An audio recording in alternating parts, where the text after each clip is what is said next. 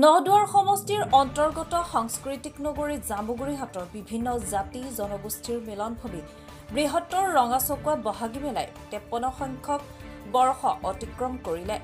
ৰঙাচকুৱা বহাগী মেলাৰ খেলপথাৰত বুধবাৰে মূল সাংস্কৃতিক সন্ধ্যাৰ অনুষ্ঠান সফলৰূপে সম্পন্ন হয়। মূল সাংস্কৃতিক সন্ধ্যাৰ মূল আকৰ্ষণ অসমৰ জনপ্ৰিয় কণ্ঠশিল্পী কুসুম কৈলাশৰ সংগীতানুষ্ঠানত পুৱা নিশাৰলৈকে দৰ্শকৰ ব্যাপক উৎসাহ দেখা গ'ল।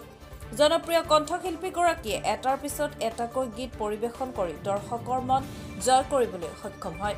তেখেতে ৰঙাচকুৱা বহাগী মেলাৰ মঞ্চৰ পৰাই অসমৰ জনপ্ৰিয় ধাৰাবাহিক বেহাৰবাৰী আউটপোষ্টৰ জনপ্ৰিয় অভিনেতা বসুদা উৰ্ফে ফাইলাও বসুমতাৰীৰ মৃত্যুত গভীৰ দুখ প্ৰকাশ কৰাৰ লগতে বিহুৰ পিছতে বহুকেইটা গীতৰ এলবাম অসমবাসীৰ ৰাইজলৈ উপহাৰ দিয়াৰ কথাও উল্লেখ কৰে। ৰঙাচকুৱা অঞ্চলৰ ৰাইজ তথা উদযাপন সমিতিৰ সমূহ বিষয়ববীয়াসকলক কণ্ঠশিল্পীজনে আন্তৰিকতাৰে ধন্যবাদ জ্ঞাপন কৰে।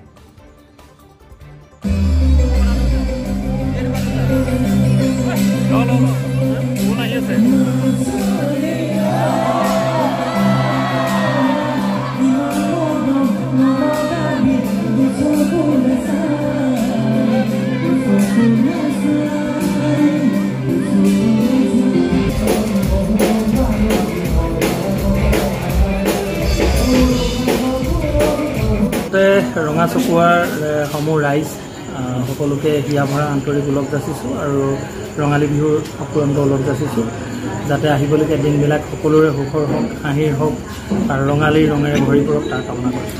অনাগত দিনত আপোনাৰ কিবা নতুন এলবাম তেনেকৈ প্ৰস্তুত কৰি গান বহুত বনাই পিনি ৰিলিজ নিদিয়াকৈ পৰি আছে। এতিয়াও এইবছৰ বহুতকেইটা গান ৰিলিজ নিদিয়াকৈ পৰি আছে। বিহুৰ পিছতে এটা এটাকৈ ৰাইজৰ মাজলৈ এৰিবলৈ চেষ্টা কৰোঁ। আজি বেহাৰবাৰী আউটপোষ্টৰ যি বিখ্যাত ধাৰাবাহিকতাৰ অভিনেতা তেখেত মৃত্যুবৰণ কৰিছে, কি হয় কি ক'ব?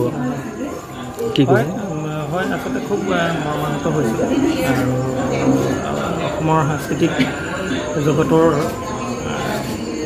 মানে এটা বিস্তৰ ক্ষতি হৈছে বুলি মই ভাবিছোঁ আৰু অত্যন্ত মৰ্মাহত হৈছে। আমি ভবা নাই তেখেত ইমান জলদি আমাৰ এৰি থৈ আচলতে গুচি যাব।